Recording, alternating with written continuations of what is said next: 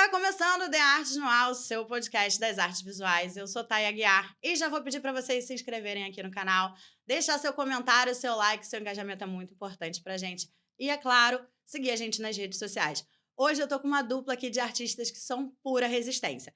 Ela que veio de Manacapuru, das margens do Rio Solimões, é cineasta, atriz e diretora. Veio para o Rio de Janeiro e fez história no Festival do Rio com o curta Crônicas Marginais.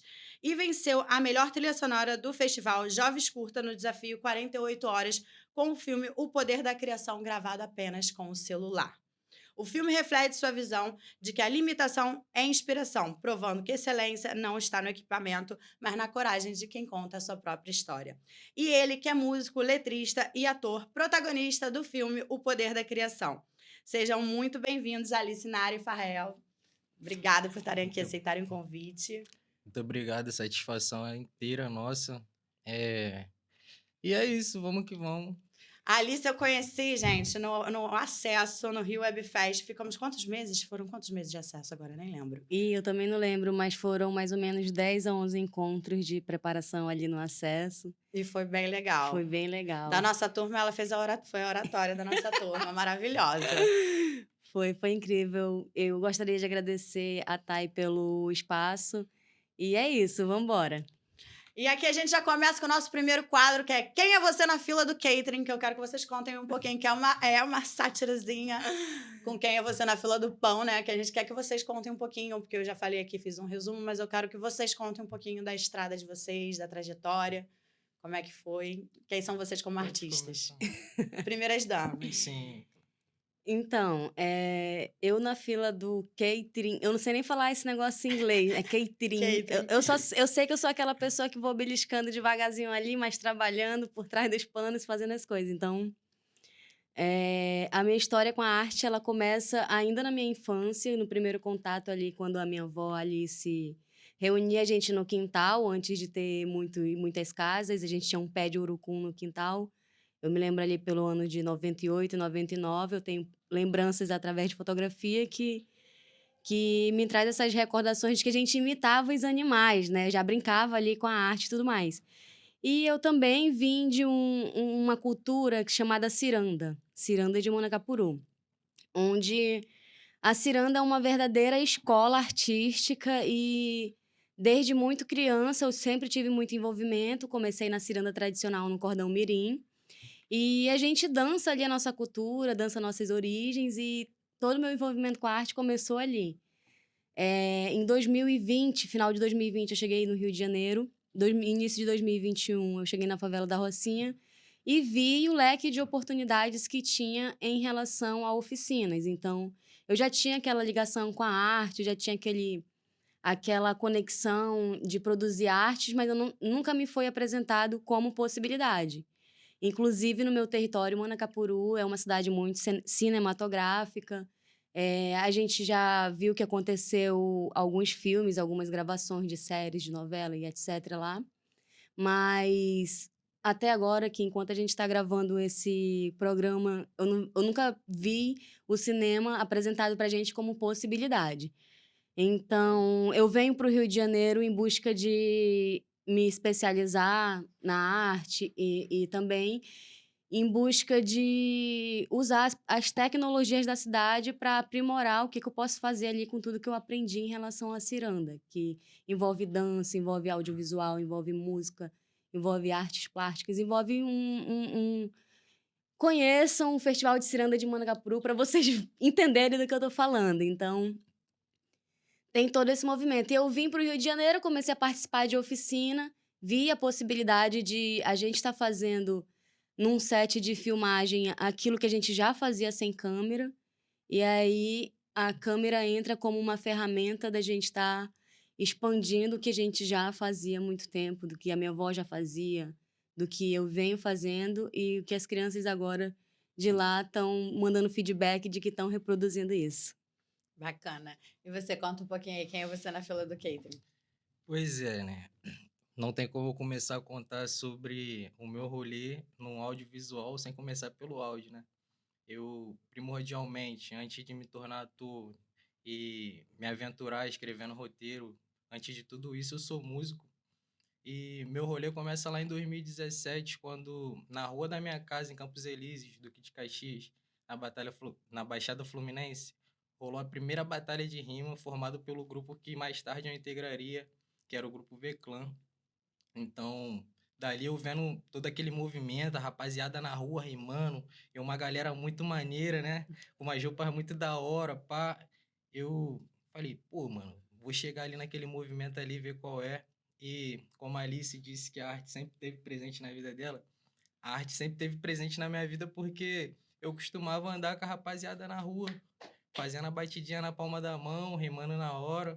Aí a galera olhou pra mim e falou assim, pô, cara, vários MCs vindo de fora aí e tal, você é o único MC aqui da favela, o único menor que faz rima e tal, entra na batalha aí, representa a nossa área, pô. Aí eu, pô, tá maluco, rapaz, eu nunca, nunca me aventurei nessa parada, mano, e tal, vou passar vergonha e tal.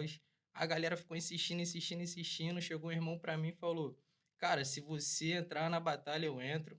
Eu entrei nessa batalha, saí campeão da batalha. Arrasou, de primeira, assim. Aí, quando foi em 2021, eu tive a oportunidade de estar saindo da Baixada Fluminense para ir para a Zona Sul, trabalhar e desenvolver mais o meu lado artístico e tudo mais.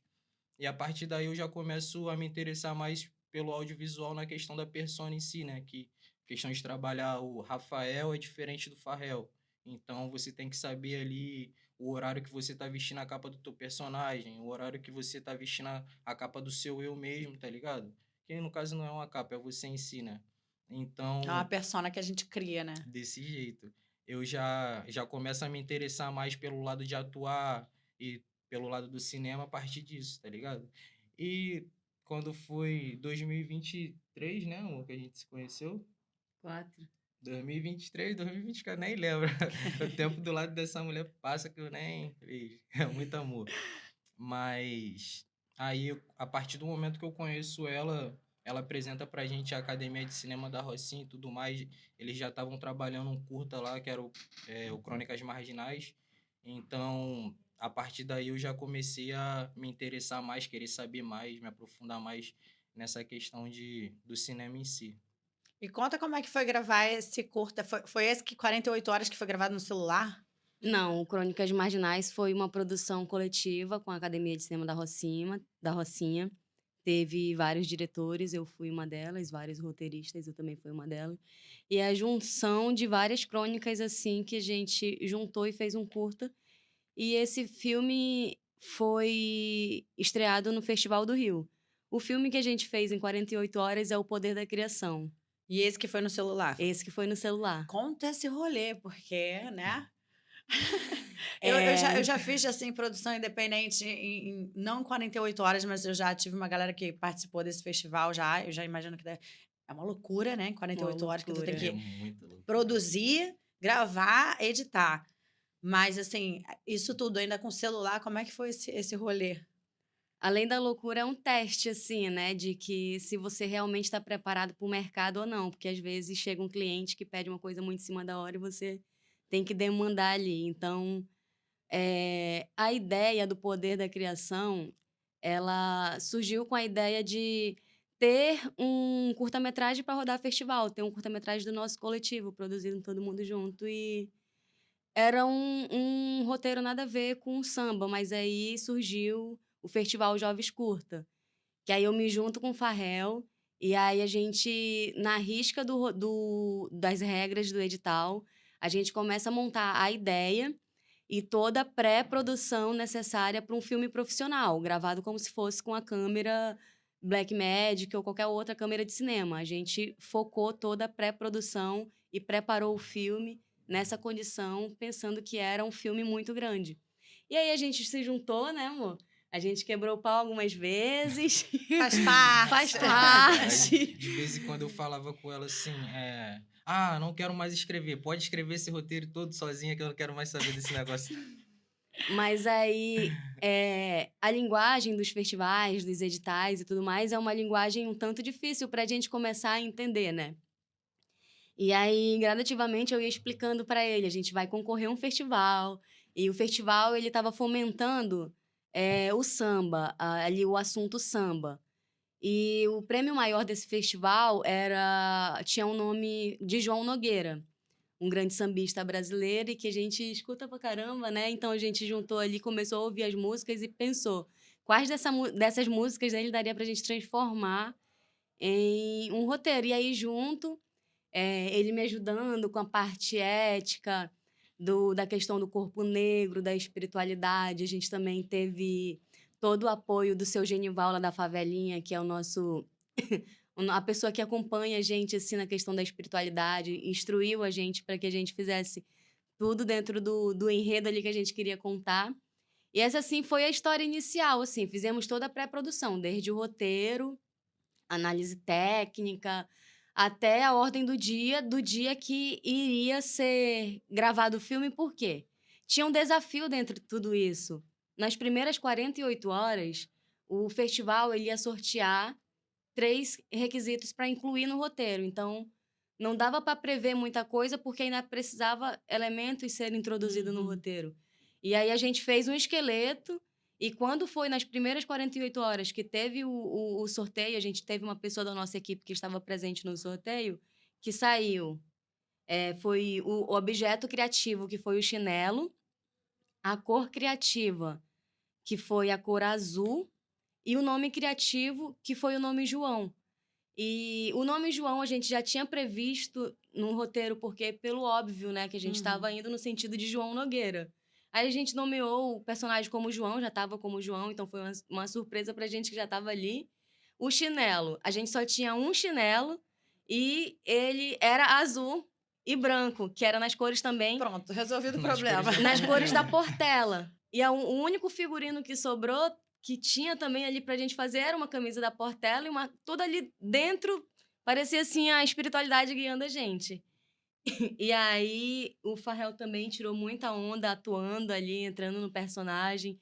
Foi tudo muito corrido, mas no final deu tudo muito certo, assim. E quando a gente viu nos stories da rapaziada, a galera tá gravando com câmera profissional, a gente é o único com celular. E eu só focava assim no objetivo principal, vamos concluir. E aí a gente começou a gravação. Gravamos todas as cenas, terminamos até antes do previsto. E a gente estava tão ansioso para pelo menos entregar, né? Que a gente conseguiu concluir antes. Eu também pequei um pouco porque a cerveja que aparece na cena era com álcool, e aí o personagem acabou saindo de lá desequilibrado, mas... É bom que ele vestiu mesmo o personagem. Sim, mas é De bom que eu fato, no também último aprendi, samba eu já né? tava no pique. O último samba que ele deu assim já tava balanceando, mas eu também aprendi que a gente pode colocar ali, como repete a cena várias Pode vezes. ser um Guaraná. Pode ser uma cerveja zero, né? Zero álcool, mas aí a gente vai aprendendo aos poucos. E esse foi, assim, o primeiro desafio, a gente junto, assim, coletivo Satistúdio mesmo. E depois daí vem gravou todas as cenas, temos todas as cenas, vem a questão da edição. E aí, equipe reduzida, eu estava ali na parte da edição também. Aquela delícia, de equipe Sim, naquela reduzida. loucura. Mas eu me preocupei em relação a humanizar o máximo possível o set, assim, de respeitar cada cena, tem cena de ritual, então por mais que tivesse aquela pressão ali, aquela limitação técnica ali, porque a gente não tinha um equipamento bom, um equiparato de qualidade, mas eu preservei muito essa questão da espiritualidade, do respeito que a gente deve ter numa cena, no respeito pelos objetos de cena, quando se trata de uma cultura que a gente deve, de fato, estar respeitando. Então, essa parte eu tive muito cuidado, assim, em preservar quando ele entrava ali naquele ritual para fazer o preto velho, né? Que ele foi o João da história, mas a história também tem um preto velho, que ele também interpretou o preto velho. E aí a gente conseguiu botar os dois na mesma cena. E aí, nessa questão toda da espiritualidade, de humanizar o set, eu estava extremamente cansada e falei, eu sou a pessoa que tenho que me preservar também, então eu vou descansar, de manhã eu edito. E aí chegamos em casa... 48 horas dá tempo! E aí eu falei assim, não, vou descansar, e descansei realmente, 5 da manhã acordei e comecei a edição no celular. A edição também foi no celular? No celular. O filme foi todo gravado no celular? No celular emprestado. Ai, que delícia! Porque, assim, a gente gravou num telefone melhor, assim, de tecnologia. A gente gravou num iPhone, mas eu não possuo um iPhone, então entra aquela expertise que a gente tem que ter enquanto produtores culturais periféricos. A gente não tem, mas a gente conhece uma pessoa que tem. Aí a gente conhece a pessoa que tem, eu saí emprestando e deu muito certo. Comecei a editar de manhã e, assim, foram 3 horas de trilha sonora quando eu entreguei pra vocês. Foram 4 horas de trilha sonora. Eu entreguei o filme mais ou menos meio-dia para 1 hora, assim, Sim. o último corte, para eles poder trabalhar em cima da trilha sonora. Só que é importante, eles também não criaram a trilha sonora assim, vamos ver o filme e vamos pensar do zero, não.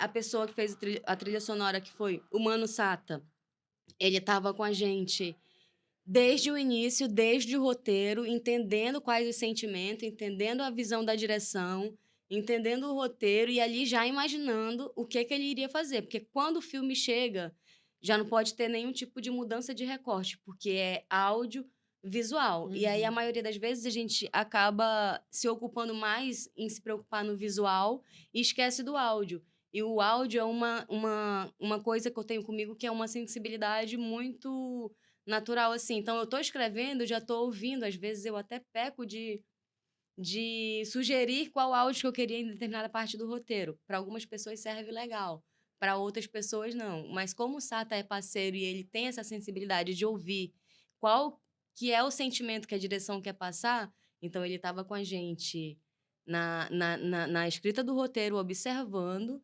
durante as discussões das cenas, quais que iam ficar e quais que não iam. Quando o filme chega, o último recorte chega para eles fazer, eles têm 3 horas e meia, no máximo, para fazer a trilha sonora original, que não foi feita no celular. Nesse caso, eles usaram um computador. Acho que o Rafael pode falar melhor sobre essa parte da trilha sonora. Eu quero saber também como é que foi para interpretar esse personagem e da trilha sonora. Bom, a questão do personagem em si não foi uma coisa tão difícil de lidar, assim, pelo fato de eu, como eu disse, a partir do momento que eu vou para São Conrado, eu começo a me interessar mais pelo audiovisual. Então, como eu já era músico, eu já começo a olhar para os roteiros dos meus videoclipes de maneira diferente. Então, eu já começo a querer me envolver mais nessa questão. Então, já estava meio que acostumado ali a estar atuando de uma maneira mais profissional ali nos meus videoclipes.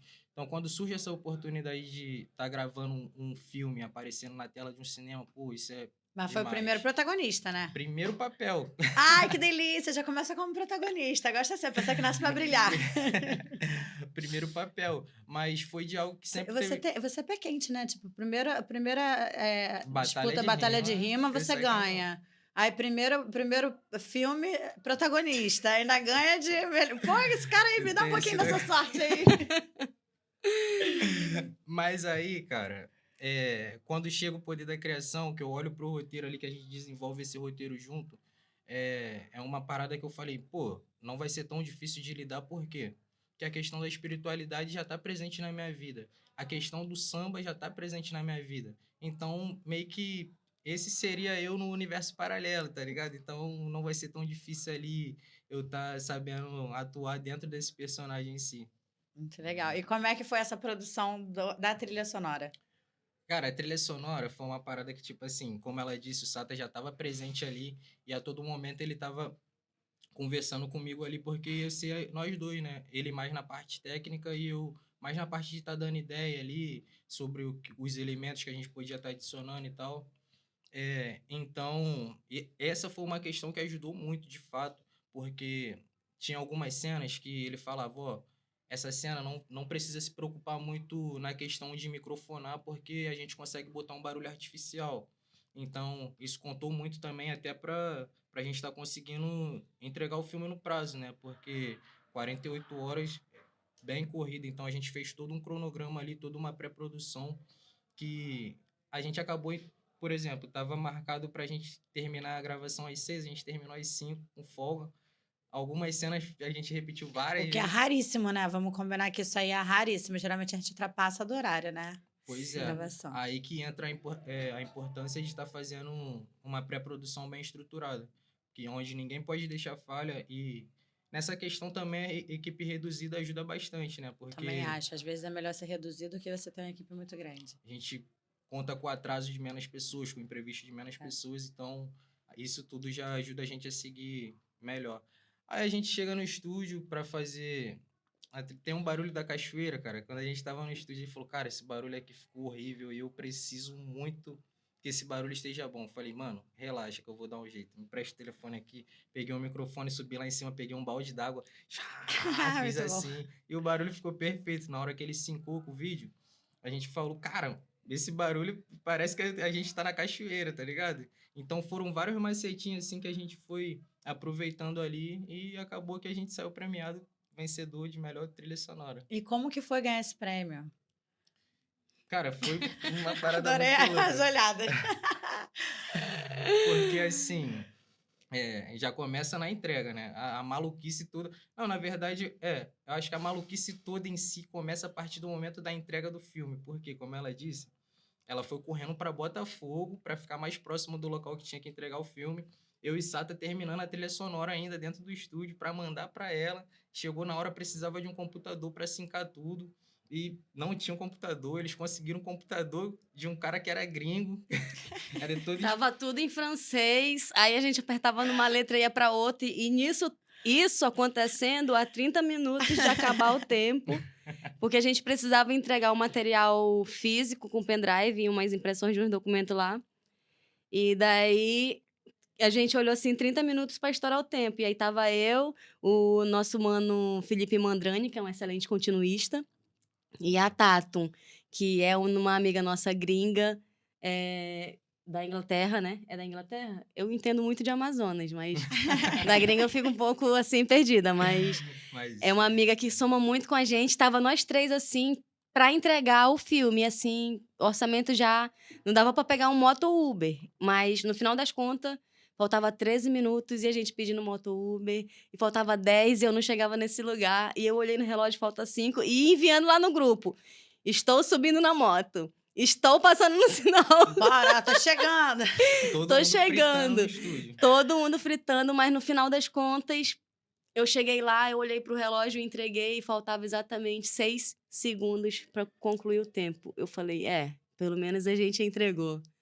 E aí a gente achava que acabou as surpresas, né? Acabou ali, ok, pelo menos a gente entregou, né? Foi uma aventura, uma experiência.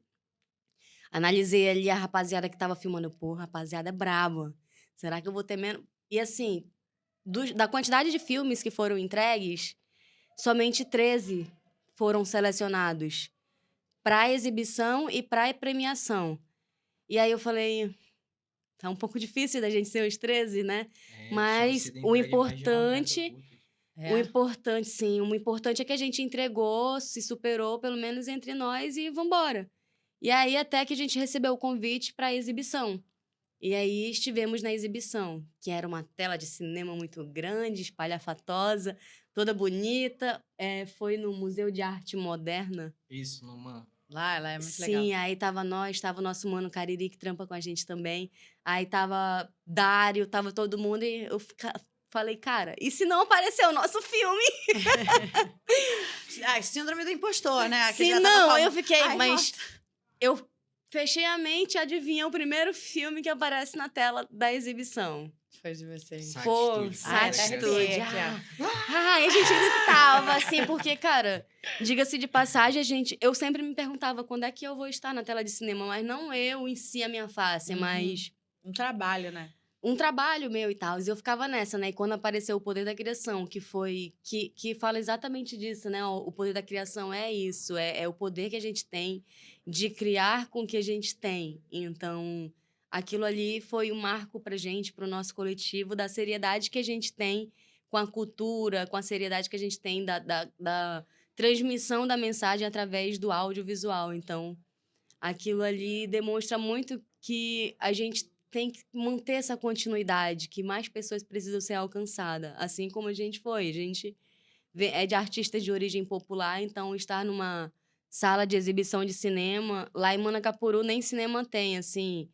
uma sala de exibição. Já teve, mas não sei o que aconteceu que não tem mais. Mas enfim, é isso aí. Então é muito gratificante a gente estar tendo um espaço de exibição também, né? Porque a gente cria, mas aparecer numa tela, um filme, nossa, o nome bonito é muito significante, assim. O olhinho dela até brilha, né, quando ela Cara, fala. É. Fiquei emocionada. eu É, eu na tô hora vendo, eu ainda. também fiquei agora. Gente, essa mulher, não preciso falar, essa mulher no Rio Web Fest, trabalhando lá com a câmera, tava ela com o maracá dela embaixo da câmera toda. Eu falei, essa macumba aí é maravilhosa, não foi?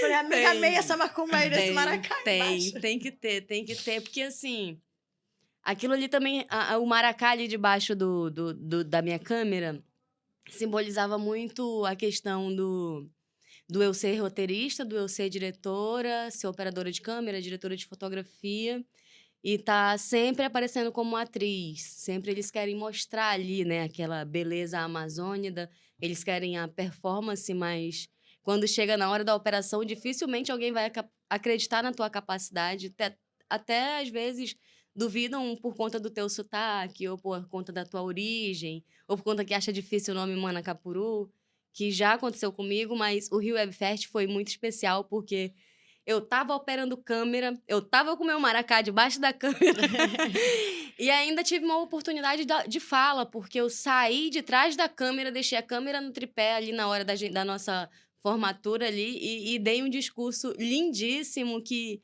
Que todo mundo chorou. ainda bem que foi todo mundo que chorou, porque poderia ter sido ao contrário. Foi muito engraçado que ela tava falando, daqui a pouco ela olha pro lado e eu tô assim, ó. Aí eu olhei pro lado, tá todo mundo chorando. Eu falei, pode chorar então, né? Tá permitido chorar, então. Foi um pouco das águas de onde eu venho, né? O Rio Web Fest foi um marco muito significativo na minha carreira, porque é difícil a gente ter um acesso assim, o acesso, né? É difícil a gente ter um acesso de segurar uma câmera. Às vezes eu tô com a mão bem cheia de genipapo, bem escura, e já teve situações de pessoas não deixar eu manusear a câmera achando que ia manchar a câmera. Então, tá ali com a câmera do caramba, cuidando como se fosse a minha canoa mais brilhante que eu tinha naquele momento. E foi muito legal, assim, limpando as câmeras, tendo aquele acesso que é diferente.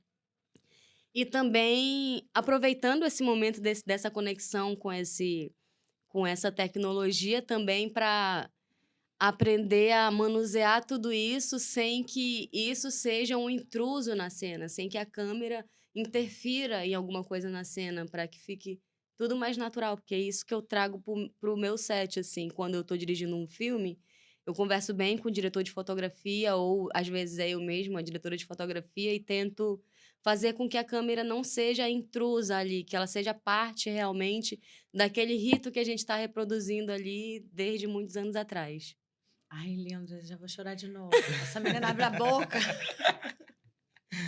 Agora conta um pouquinho do coletivo de vocês. Ah, o Rafael pode começar falando como começou, porque ele faz parte do início mais que eu.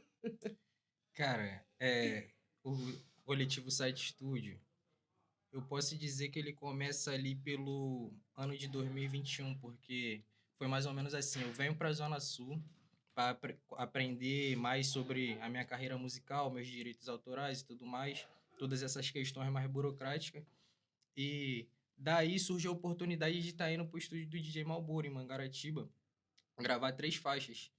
E para esse projeto foram selecionados 16 artistas.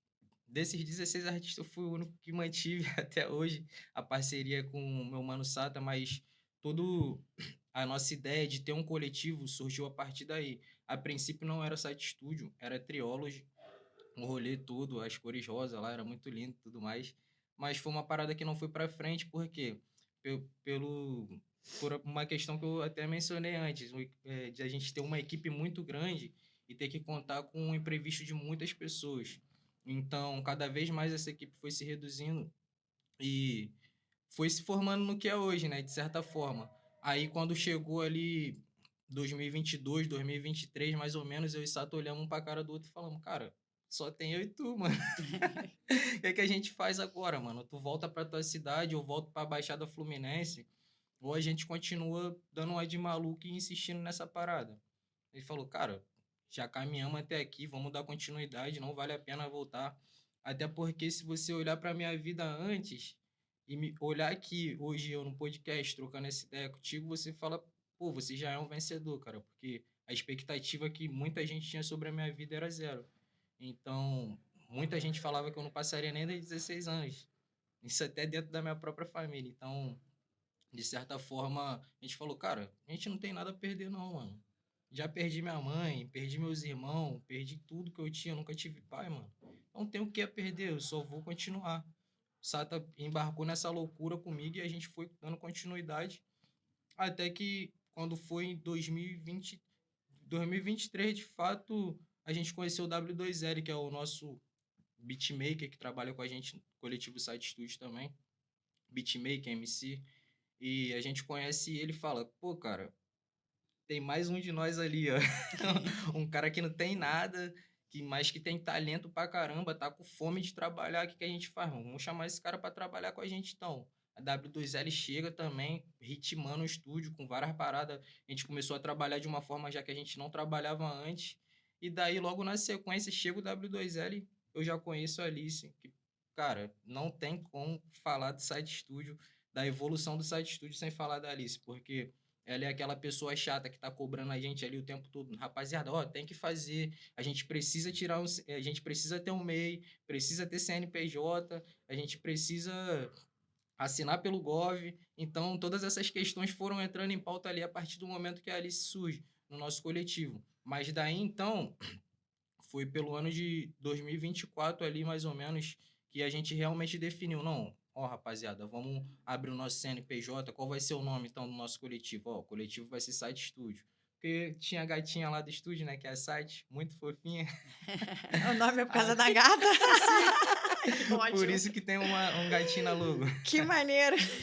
A gente falou, então, galera, a nossa ideia aqui é que a gente não tenha um líder em si, que tenha, sim, a hierarquia, né, mas que ninguém nunca esteja acima de ninguém, a gente sempre esteja sabendo respeitar cada um dentro da sua função. Então, quem é o líder da parada? Ah, o líder é o gato, mano. Então vamos botar... Muito bom. Vamos botar o nome da gatinha. Você vai ser o líder. E ela responde. Ela responde. Bota fé. Eu já tive gato que responde. Nossa, Ai. gente, que história bacana. Então, o Sat Studio acabou que depois que eu cheguei ali, a gente ficou, é o quê? É um coletivo? É um estúdio? Gente, é um espaço de criação artística, que também é a nossa residência, porque, consequentemente, eu fiquei sem casa lá onde eu morava e enfim, tudo ficou muito difícil. E eu tinha acabado de conhecer o Rafael, e aí a gente se juntou ali e falei, vambora, porque eu não tenho mais nada a perder também. E assim, pelo andar da carruagem, todo mundo tem que ter sua panelinha. Eu tava me formando na Academia de Cinema da Rocinha. E aí, cada qual com seus grupinhos ali. E eu focando no meu grupinho também, de acordo com as mais próximo das ideologias que eu acredito, né? E aí, eu fui puxando, assim, o meu grupinho também.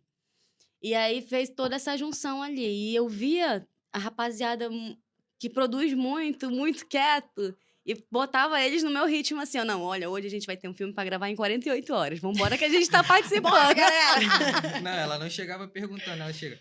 É o seguinte, a gente tem um filme pra gravar em 48 horas e a gente vai ter que fazer isso, isso e isso. Não tô perguntando Aí, se vocês querem, tô falando, vamos geralmente, fazer. Nessa hora eu tava assim, ó, com a comida na boca. E eu já chego assim com o material de apresentação. A gente tem um data show lá da Shopee que aparece uma tela bem legal e eu já chego lá, ó. É isso, isso, isso e isso. E aí? Chegou pra botar ordem. E aí a gente tem... É um espaço de criação que a gente vive, a gente cria. E viemos ali da Zona Sul, da favelinha, né, inicialmente. Rodamos um pouco Zona Oeste, Zona Norte. Aí estamos agora aqui pela Estrada das Furnas, que fica a Zona Oeste também, né? Zona Oeste. Zona Oeste. E mantendo os trabalhos, assim, prestando serviço, fazendo freelance. E esse é o coletivo, assim, é um espaço que a gente cria todo tipo de arte. E vem cá, vocês passaram agora num projeto na Lei Rouanet, né? Qual foi o projeto? Conta como é que foi se inscrever na Lei Rouanet. E vamos explicar pra galera o que é a Lei Rouanet, pros leigos, principalmente, que falam um monte de merda. Vamos Nossa, explicar o que é a Lei gente. Rouanet, como é que funciona. Então, a Lei Rouanet é um projeto de incentivo onde a gente pode, através de apoiadores sem risco jurídico, tá fomentando aí formações artísticas. O nosso foco é formação audiovisual, com produção de videoclipe e exibição comunitária em formato de sarau. E aí, eu fiz essa inscrição nos 45 do segundo tempo do ano passado, que agora também já tá, ou abril, já está aberta as inscrições desse ano, Sim. né? Mas isso é do ano passado. E eu percebi que deixar para cima da hora é a última coisa que se deve fazer. Então, foram, assim, de 5 a 7 dias sem dormir, direto, só comendo e cochilando para poder conseguir. E isso tudo depois dos aprendizados que eu tive no acesso, de deixar aquilo ali tudo muito dinâmico, com objetivos e em formato a nível de produção. E aquele foi o meu primeiro experimento depois das dicas que eu peguei no acesso. E eu falei, cara, é só para eu gastar onda mesmo, porque tá muito em cima para eu escrever. Para além de cineasta, escritora e tudo mais, eu sou idealizadora de iniciativas de formação audiovisual. Então, eu vim de oficinas, eu me formei em oficinas, os filmes que eu fiz foram em oficinas, porque foi o que me alcançou dentro da periferia. E também foi uma oportunidade que chegou para mim. Então, uma oportunidade que chegou para mim possibilidade. Então, transmitir que isso também é uma possibilidade para as outras pessoas nos territórios que eu vou passando e eu vou vendo que não tem acesso, é um sonho muito pessoal também. E aí eu escrevi ali, tem todas as regras, né, para se enquadrar no artigo 18 e tudo mais. É importante você saber o que você está escrevendo. E aí, dentro do portal do Salic, você enviar a proposta que vai ser analisada pelo Ministério da Cultura. Isso depois de você ter enviado um portfólio para o Ministério da Cultura aprovar, para poder você enviar a proposta. E a história do portfólio é onde começa todo o perrengue da vida de um artista de origem popular. Por quê? Como que se vai ter um portfólio se você não tem a condição mínima de ter uma gravação mínima num set, numa câmera com o mínimo de qualidade para você estar ali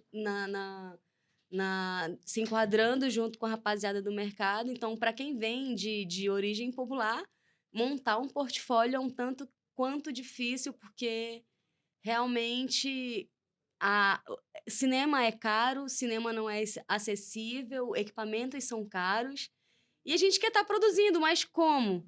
E aí que entra a minha história com produzir com celular, mas produzir com história, com sentimento, com ética, e uma história boa de ser feita, por mais que você esteja produzindo com celular ali, que gradativamente você vai conseguindo comprar um equipamento, seja lá de som, seja lá de vídeo, e a gente vai tentando ampliar. Então, a história da Lei Rouanet para a gente chegou assim como uma possibilidade da gente estar fazendo aquilo que a gente já faz, só que agora de uma forma digna, né? De uma forma que a gente pode conversar frente a um empresário e falar, a gente tem capacidade de concorrer, a gente tem capacidade de estar rodando com tudo isso, e é uma possibilidade não somente de a gente estar trabalhando em si como artistas que promovem essa cultura do audiovisual, mas também para estar conversando diretamente com a comunidade, para estar mostrando possibilidades para a comunidade, para os MCs das favelas, que existem possibilidades de estar fazendo música, fazendo vídeo. E também a gente já entra com nossos produtos audiovisuais que serão gravados a partir dessa oficina, desse experimento. Então, a gente experimenta, grava o material e aí a gente tem a nossa exibição, que seria a continuação de tudo isso, num formato sarau. Isso tudo dentro do projeto Satcine, que nesse momento a gente está em fase de captação de recursos. Então já fica aí a dica aí, ó, empresários, venham patrocinar esse projeto maravilhoso. E agora a gente vai para o nosso quadro Eu Conto ou Vocês Contam, que eu quero saber uma história de cada um, inusitada, e que acho que vocês só contaram histórias ótimas aqui. Mais histórias inusitadas. Uma de cada um, bem curtinha, vamos lá. Tu lembra daquela colinha que a gente fez lá? Eu nem me lembro. Não. Bom, a primeira história Se quiser, pode ser uma também que envolva os dois, aí fica a critério de Deixa vocês. eu contar uma, então. Conta. Cara, teve um dia que a gente foi participar, a gente fez uma apresentação no aniversário do nosso amigo, irmãozaço, um dos nossos colaboradores Site Studio também, Lucas Cariri. Até forte abraço, Cariri. Tamo junto, meu mano.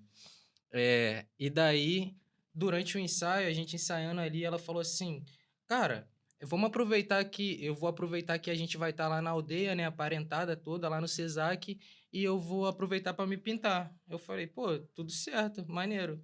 Aí tá, eu e o W2L ensaiando, aí ela falou assim, mas pô, eu vou estar lá pegando umas imagens da hora também, quando você estiver cantando. Eu falei, pô, maneiro. Aí ela falou assim, pô, mas quando você estiver no palco, tem que ter alguém em cima, mexendo na luz, na hora que mudar a performance de vocês e tal. Eu falei, pô, sim, tem que ter alguma pessoa. Pior que a gente não tem ninguém. Ela, não, eu vou ser essa pessoa. Eu falei, tá. E depois de tudo, no final de tudo, ela falou assim, cara, nessa música aqui, tem que ter alguém lá no meio da plateia animando todo mundo, botando todo mundo pra pular. Eu posso fazer isso. Eu falei, cara, como que você vai fazer isso tudo ao mesmo tempo? Que é o pior de tudo. Ela conseguiu. Ela vai falar, deixa comigo que eu faço. Ela fez, cara. Ela conseguiu entregar tudo. Eu tava treinando pra equipe reduzida no futuro. Virou literalmente a equipe de uma pessoa só. Agora a gente já tá terminando o nosso programa e eu vou pro nosso último quadro, que é A Vida Presta, que eu quero saber de vocês, assim, pode ser bem curtinho, assim, o que faz a vida de artistas de vocês, que vocês veem e falam assim, nossa, realmente a vida presta. Se parafraseando Fernandinha. Em relação à arte, à vida na arte, eu tenho uma coisa na cabeça que é o criador, ele quer que a sua criatura esteja muito disponível para aquilo que ele deixou para gente, para aquilo que ele deixou ao nosso redor. Então, eu percebo que as flores são muito bonitas, às vezes tem duas cores, o céu às vezes tem nuvens, às vezes não tem, é branco, azul, mar.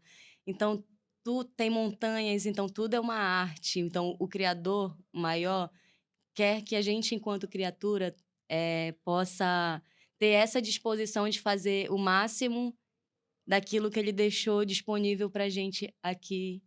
E aí, criando essa arte toda, ele cria o artista. Então, ele cria a gente para executar isso. Gente, essa menina abre a boca. Eu fico assim... Ai, Alice, para! Você quer falar um pouquinho? Porque que é para você a vida presta na vida artística? Bom, não tenho muito o que dizer, mas uma parada que não sai nunca da minha mente, que eu sempre menciono quando possível, é a frase de um amigo meu, maquinista das ruas, salve maquinista, tamo junto.